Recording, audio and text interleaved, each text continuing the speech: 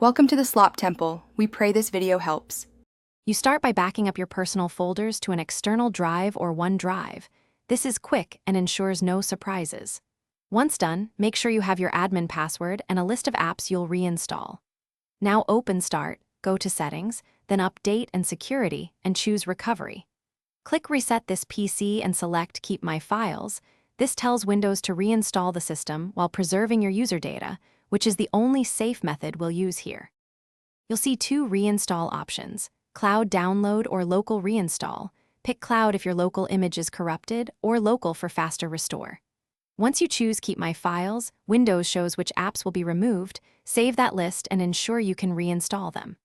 After confirming choices, disconnect printers and USB drives to avoid device conflicts and plug into power to prevent interruption. Click Next, then Reset. The process runs automatically. When Windows finishes, you'll complete a few out-of-box prompts and sign in. Make sure your user files are intact and reinstall any removed apps.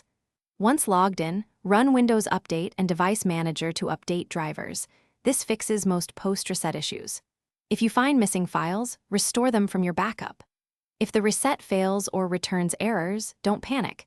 Try a system restore point first, and if that won't work, prepare a clean install using Microsoft's Media Creation tool as a last resort.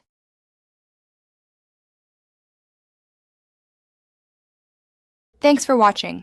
Consider subscribing if we helped you.